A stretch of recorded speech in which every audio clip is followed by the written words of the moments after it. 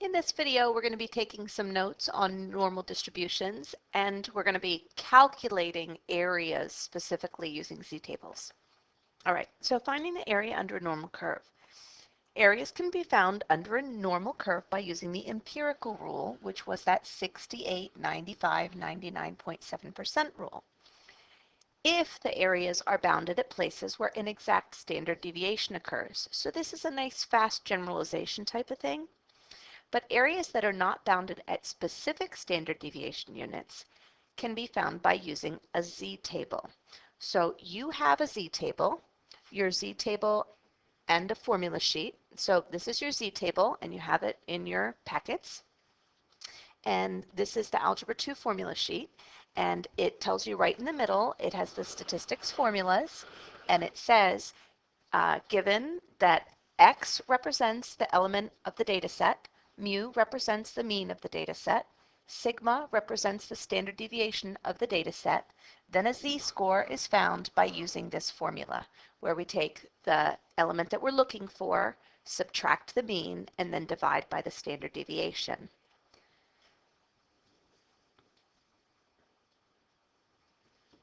We're going to do lots of real-world scenarios with this. Problem number 1 is called the corn chip factory. A corn chip factory packs chips in bags with normally distributed weights and a mean of 12.4 ounces. So let's write that down. Our mean, mu, is 12.4 ounces. And a standard deviation. Our standard deviation is sigma, which is 0.15 ounces. Okay, so it says on the graph at the right, label the mean and 3 standard deviations above and below the mean. So the mean was the middle, so that means our mark right here at the mean is going to be at 12.4. And from there, we're going to count up 3 standard deviations. The third standard deviation should be over in the tail area, and down 3 standard deviations. They should be equally spaced. Mine are actually a little too close together. I'm going to spread them out a bit. Because this third standard deviation should really be down pretty far into the tail. So I'm going to start with 12.4, and then to go up a standard deviation, I'm going to add my 0.15. If I do that, that gives me 12.55. Then I'm going to add it again, which gives me 12.7. Again, gives me 12.85, and that was my third standard deviation. Now I'm going to go back and I'm going to subtract the standard deviation to move to the left.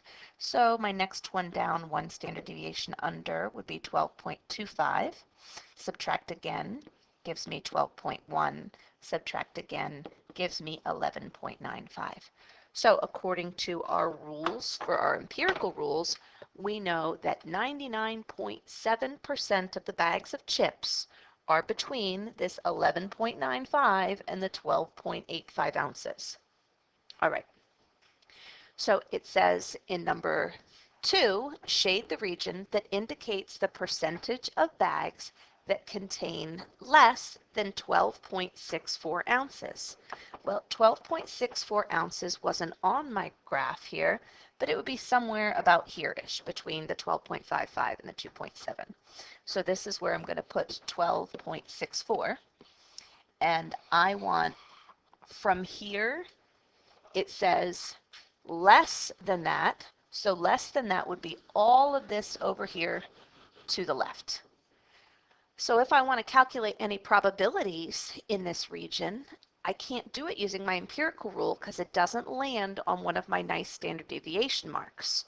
The way I'm going to do that is I'm going to determine the z-score corresponding to 12.64 using my formula on my formula sheet.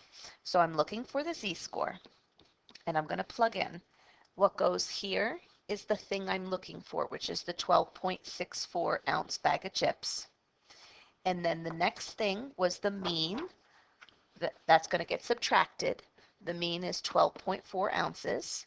And then I'm going to divide that by the standard deviation. My standard deviation was 0.15 ounces.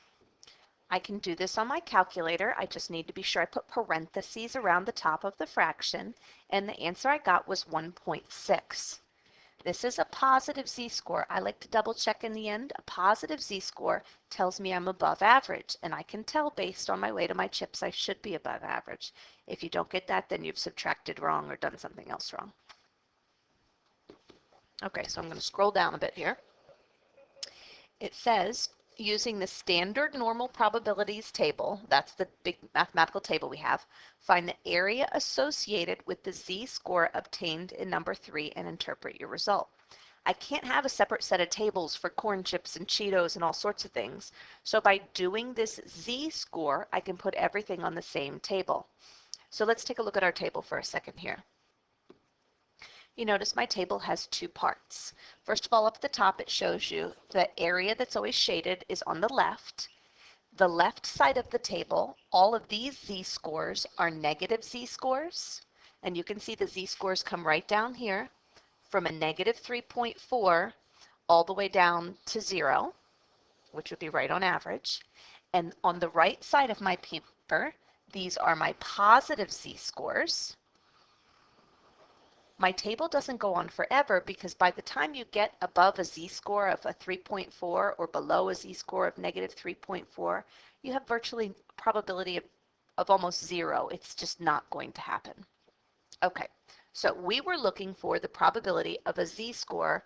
Our z-score was a 1.6.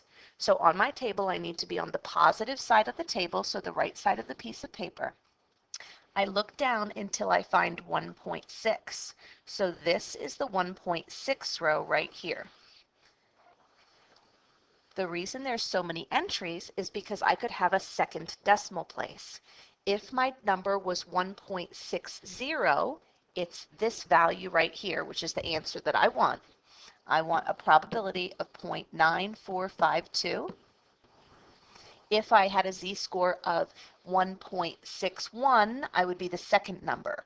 1.62 would be the third number. So you can see on the top here, it shows you an extra decimal place to go 2 decimal places to the right.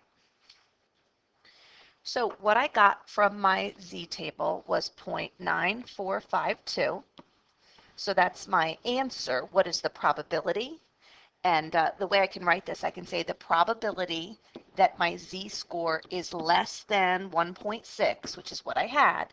Now this is the same thing that my chips weigh less than 12.64 ounces. We're not going to worry about the less than or equal to and those sorts of things in there. That's sort of beyond the scope of Algebra 2, by the way. So not so much worried about the equal to. I'm just going to say less than. All right, so that's my probability. And the answer to that probability is 0.9452. What that tells us is that in this region right here is 94.52% of all the chips. There's very few chips that weigh above this amount. Okay, so let's scroll down here and do some more. All right, so on the graph at the right, label and shade the region that represents the likelihood a bag will contain between 12.1 and 12.76 ounces. So the first thing that I like to do is I'm going to go back and I'm going to label my mean on here again. This was 12.4, was right in the middle. Now I need to know, where is 12.1? Well, if you look up above, you can see we went out 3 standard deviations, and the 12.1 would have been right here at the -2 standard deviations. And then we also need to label in our picture 12.76 ounces, which if we're going up, 12.76 was just up here above the second standard deviation. So we want the area in between those two. So I'm looking for this shaded value. So it's a little different than the last one because now I have an upper and a lower bound. So in order to do that, in number 6, it says calculate the z-scores corresponding to both the 12.1 and the 12.76, and then find their standard normal probabilities for each using a calculator or the table.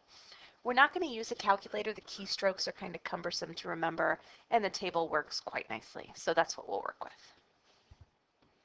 So let's start with our 12.1 ounce bag of chips. We need to find a z-score for it, so I'm going to do 12.1 minus the mean, which was 12.4, divided by the standard deviation, which was 0.15. And if I do that, I can type it into my calculator. Just be sure you put parentheses around the top, and it gives me a z-score of -2. We could have recognized for the beginning that the z-score was -2 because it landed right here on that -2 standard deviations. But sometimes we don't realize that, so we just go ahead and calculate the z-score anyway. All right, I'm going to leave a little space here, and then I'm going to do my z-score for my 12.76 ounce bag of chips. So for that guy, my z-score is 12.76 ounces. I am going to subtract my mean, which was 12.4. I am going to divide by my standard deviation, which was 0.15, and then I can type that into my calculator again, making sure I put parentheses around the top, and that gives me a z-score of positive 2.4. Good idea to double check again at the end. If you're above average at the 12.76, your z-score should be positive, and it's a z-score of 2.4, which tells you it's approximately between this second standard deviation and the third standard deviation, which is where it falls. Okay, so now we need to go to our table to find out the probabilities for these. So let's jump over to our table, and our first z-score was a -2. So to find my -2, I go on the left side of my table, go down until I get to -2. It was -2.0, so that's going to be the first one in the column, and his probability is 0.0228. That should be a small probability because most chips aren't going to be over here in this little left portion. That's what that number is telling us. Our second z-score was a 2.4. So I come on the right side of my paper to the 2.4, and that probability is 0.9918. And what that was telling me is that this part over here to the left of my bigger bags of chips is 99% of them. So that looks good. So copying onto this page, my probability that z was less than -2 was equal to 0.0228, and my probability that z was less than the 12.76 was equal to 0.9918. All right, so number 7 says determine the probability that a bag chosen at random is going to be in this zone right here, so that it's in this red shaded area. Well, again, let's think back to what we had. This z-score gave us a probability from that little piece, which was 0.0228. This z-score of 12.76's z-score gave us the area to the left of that, which was 0.9918. So if I need to find the area in between these two, I need to chop off this tail. So I'm going to take my upper z-score, that one probability, and I'm going to subtract my lower z-score's probability. And when I do that, I get 0.9690, and that's the probability that I'm between the two. So this is a probability. Remember, probability should be a number between 0 and 1. They did not ask me for what percentage of chips were here. If they asked me for the percentage of chips, I would have said 96.9% of the chips are between those two values, but the probability should be the decimal. The other way that we could ask this question is they say if a convenience store ordered 375 bags of chips, how many would you expect to contain between these two amounts? So out of 375 bags, how many of them are going to weigh this amount? Well, we need to figure out what's 96% of 375. So I multiply by the probability. I'm going to use all 4 decimal places that I got when I did my subtraction, and that will give me 363.375 bags. Now, I can't really have 0.375 of a bag, so I would probably answer 363 bags, rounding down there. So we need to be sure we're reading the question and answering if they want a probability, do they want a z-score, do they want the number of bags of chips, do they want a percentage, and we answer accordingly. Okay, let's turn the page and go to the next one. All right, problem number 2 is unicorn horns. In a herd of 972 adult unicorns, the lengths of the horns are normally distributed with a mean of 10.1 centimeters and a standard deviation of 1.04 centimeters. So they want me to label this graph. They want me to label the mean, and my mean, which was mu, is 10.1 centimeters, and that goes right here in the middle. And then they want me to label 3 standard deviations above and 3 standard deviations below the mean. And my standard deviation, which I label with mu, was 1.04. So again, when I make my marks, they're going to be pretty uniformly distributed, equal spacing, and my third mark is going to go out to the tail. So from 10.1, I'm going to go up 1 standard deviation, which would put me at 11.14. If I go up another one, it puts me at 12.18. Another one puts me at 13.22. If I start at 10.4 and subtract my standard deviation, I go to 9.06, subtract again, 8.02, subtract again is 6.98. It says for number 2 on the graph on the right, shade the region that represents the probability of a unicorn's horn being longer than 9 centimeters. Calculate the area of that region by finding the appropriate z-score and using the standard normal probability table. So 9 centimeters, where is that going to fall? If these were my standard deviation marks, 9 would be a little bit to the left of that 1 standard deviation, and I want to find the probability that he is greater than this. So greater would be over on the right here. So I need to find a z-score. So my z-score starts with the number I'm dealing with, which was 9. I subtract the mean, which was 10.1, and I divide by the standard deviation, which is 1.04. I can do this on my calculator, putting parentheses around the top. If I do that subtraction and division, it gives me negative 1.0576. Again, since I was below average with my z-score, I should have had a z-score close to negative 1, and that's what I did have. Okay, so that was my z-score, and now it wants me to find the probability then from using my table. So I'll go to my normal table, and on my z-score I was looking for was negative 1.0576. I only have 3 digits in my z-score, so I'm going to have to round this one appropriately. So I'm going to call my z-score I'm looking for a negative 1.06. I rounded that digit up because the 5 was followed by a 7. So I go in my left column because I'm dealing with negative z-scores. I go down to negative 1.0, which was this row right here. But I also need to get a 6 to come after this. So I've got to look up at the top here and find where my hundredths place was a 6. So I need this column where it intersects this row, and I can see that my probability is going to be 0.1446. Remember, what I just found is the probability that my unicorn is less than this number. So let's go back to our worksheet, and our probability that z is less than 9 was equal to 0.1446. So that was over here on the left. If I need to find the area on the right, I know that my total area is equal to 1.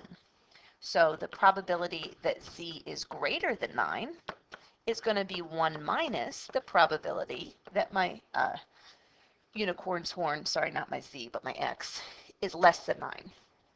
So 1 minus 0.1446 gives me 0.8554, and that is the probability. I'm just going to go back and fix these z's. These z's were supposed to be x's.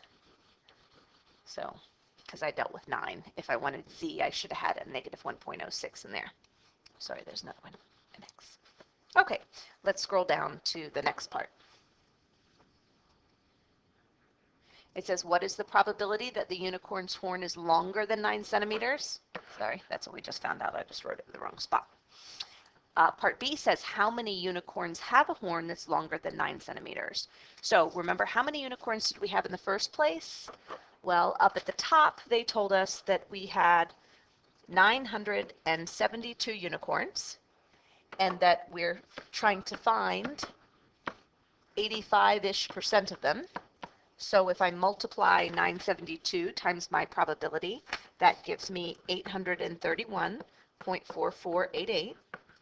I don't usually have 0.4 of a unicorn, so I would probably say 831 unicorns.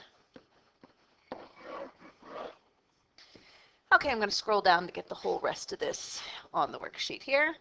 It says on the graph at the right, shade the region that represents the probability of a unicorn's horn being longer than 10.5 centimeters or being less than 9.5 centimeters.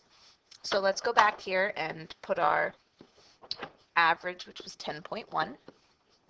So I need it to be longer than 10.5, so I was somewhere up here. And I could be longer than 10.5, so I want those guys. Or I could be less than 9.5, so 9.5 was down here. And I could be in that part. So again, I'm going to have to find 2 separate z-scores and find 2 separate probabilities. So let's start with our 9.5 because that was our smaller number. His z-score is going to be 9.5 minus the mean, which was 10.1, divided by the standard deviation, which was 1.04, and this gives me a z-score of negative 0.58. Then I had my second value. My second value was the 10.5. So for the 10.5, my z-score would be 10.5 minus my mean, which was 10.1, divided by my standard deviation, which was 1.04, and that gives me 0.38. Again, my z-score for the 10.5 should have been positive because it was above the mean, and my z-score for my 9.5 should have been negative because it was below the mean. Now we're ready to look at the table. So I had 2 z-scores. My first z-score here was a negative 0.58, so that's going to be on the left side of the table. I'm going to look down the column for the one that starts with the 0.5, and it's way down here towards the bottom. So this is the row I need to be in the 0.5 row. And then my hundredths place, my second digit is a 0.8, so that means I need to be in this column. And my probability is 0.2810, and that was how many were over here on the left. That's the probability that my z is less than negative 0.58. I need the probability for my right value, and that z-score was 0.38. So I need to go in my first column here and find the row that starts with the 0.3. And then I need to find the column that goes to 0.8. And I can see that this probability is equal to 0.6480. And that's the probability that I was on the left again. So let's go back to our worksheet. So copying what I had on my chart there, the probability for the left value was 0.2810. When I did the right value there, I had a probability, sorry, I don't know what happened there, the probability that I was less than the 10.5, but remember, this was the left part, so that was my 0.6480 that I got off the table. So if I want the probability that I'm greater than the 10.5, I need to do 1 minus that value, which gives me a total probability of 0.3520. So I can tell this area is 0.3520. I can tell my red area on the left was 0.2810. So if I want the total area of both of these things together, what am I going to do? I'm going to take them and I'm going to add them up. And if I add those two numbers together, I get 0.6330, and that's the area or the probability of being longer than 10.5 centimeters or less than 9.5 centimeters. In part A, they asked me what percentage of unicorns fall in this same interval, and we just need to change our probability into a percent by moving the decimal 2 places to the right, so that would be 63.3%. In B, so how many unicorns have horns longer than 10.5 or less than 9.75? So we're in our same interval as before, so we know we need 63% of the unicorns. In the original problem, they told us there were 972 unicorns. If I multiply this together, I get 615.276 unicorns. Again, I'd probably call that 615 unicorns since I can't have a portion of a unicorn.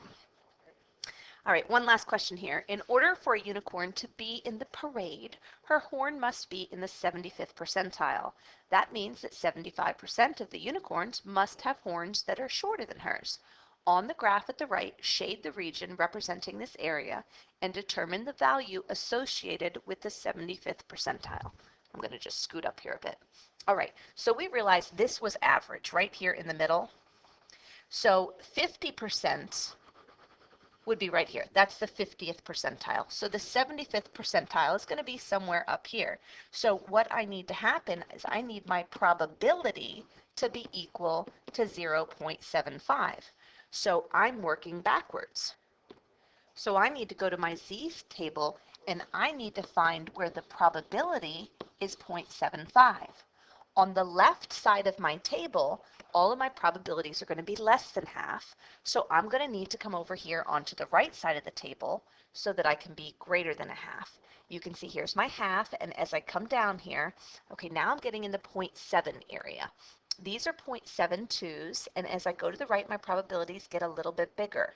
Okay, here, right between these two numbers is where I am between 0.748 and 0.7517.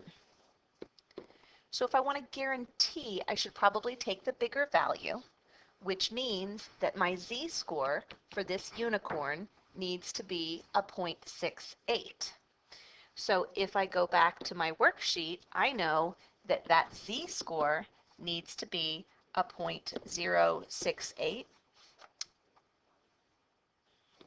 So my z-score formula was x minus mu over the standard deviation. So I know the left side is 0.68. I'm looking for x. I know my mean from up above was 10.1, and I know my standard deviation from up above was 1.4. So to solve this equation, I'm going to multiply the 1.04 over to the left, which would give me 0.68. I'm going to multiply that by 1.04, and then I'm so that's 0.7072, and that's equal to x minus the 10.1. So now to move the 10.1 over, I'm going to have to add the 10.1 to both sides, and I'll have that x is equal to 10.8072, and that was in centimeters. So I have to have a unicorn horn that's at least 10.8072 centimeters long to be in the parade. Come to class with any questions? Thanks.